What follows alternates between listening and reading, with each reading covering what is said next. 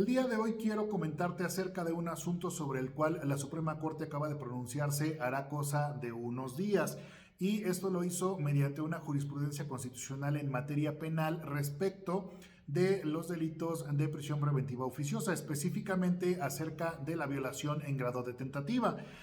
Déjame platicarte cómo nace el asunto. Resulta que tenemos un ejercicio de acción penal derivado de una denuncia por este delito. Repito, es violación en grado de tentativa, por el cual se determina una medida cautelar consistente precisamente en la prisión preventiva oficiosa. Posteriormente, la defensa impugna mediante un amparo indirecto, el cual es negado, y una vez que se acude a la revisión del amparo, el Tribunal Colegiado de Circuito, que conoce de él, decide declararse incompetente toda vez que carece de las facultades interpretativas que le corresponden a la Suprema Corte. Por lo tanto, el asunto es trasladado o es enviado a la Suprema Corte para que realice la interpretación, de la cual te voy a platicar en este momento.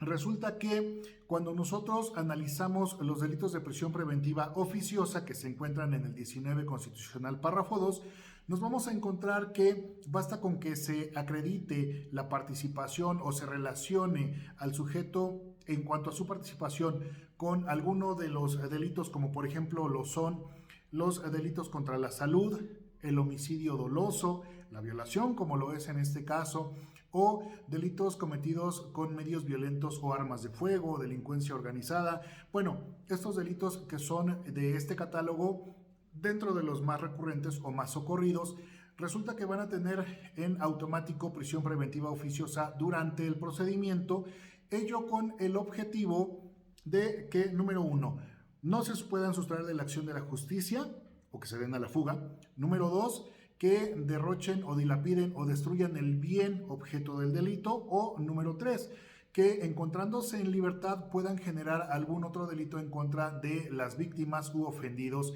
del hecho que se investiga o que se ha judicializado. Y una vez que nosotros tenemos estas consideraciones, pues es por ello que la prisión preventiva oficiosa se determina según lo establece la Constitución. Pero aquí estamos hablando de hechos evidentemente consumados, lo cual significa que se han desplegado todas las conductas u omisiones y que se ha obtenido el resultado antijurídico que la ley está regulando, es decir, que se ha consumado el delito con todos sus elementos. Entonces, ¿qué ocurre cuando, por ejemplo, estamos ante uno de estos delitos de ese catálogo, pero resulta que el delito está en grado de tentativa?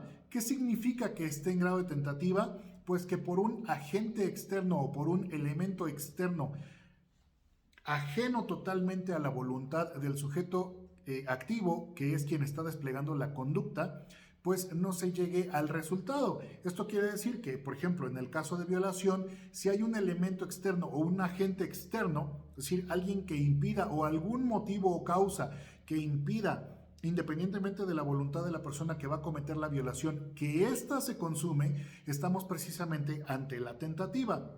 Por tanto, si la Constitución establece un hecho consumado y resulta que en el mundo real, como te comento, en esta interpretación se denuncia una violación en grado de tentativa, pues no estaríamos ante la prisión preventiva oficiosa.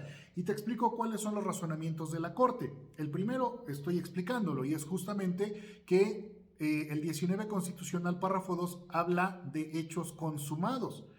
¿Por qué? Porque si estuviéramos hablando del grado de tentativa, la Constitución establecería justamente estos grados y no los hechos consumados. No hace más falta que ir justamente al texto para verificarlo. Y número 2, hablamos acerca del derecho penal mínimo. Para ello nosotros nos vamos a tener que referir a la interpretación que hace justamente la Suprema, en donde podemos referir a los organismos internacionales o convencionales, como por ejemplo el Pacto Internacional de los Derechos Civiles y Políticos, artículo 9, numeral número 3, en donde se establece que la regla general para el derecho penal no debe de ser la prisión preventiva oficiosa, sino la excepción penal, derecho penal mínimo. Entonces, si nosotros sumamos este elemento, resulta que vamos a tener también en consecuencia que el derecho penal busca la menor Aparentemente buscan la menor incidencia de este tipo de figuras para ayudar o para apoyar al principio de inocencia. Entonces, en resumidas cuentas y para concluir, ¿qué es lo que determina la Corte? Que no opera la prisión preventiva oficiosa en el caso de la violación en grado de tentativa.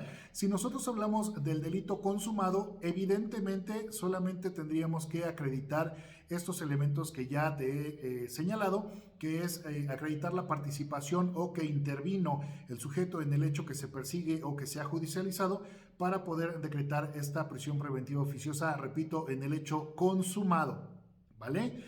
Seguramente, muy seguramente, esta interpretación jurisprudencial por precedentes se va a estar extendiendo a las demás figuras delictivas que contiene este 19 párrafo 2 de delitos de prisión preventiva oficiosa.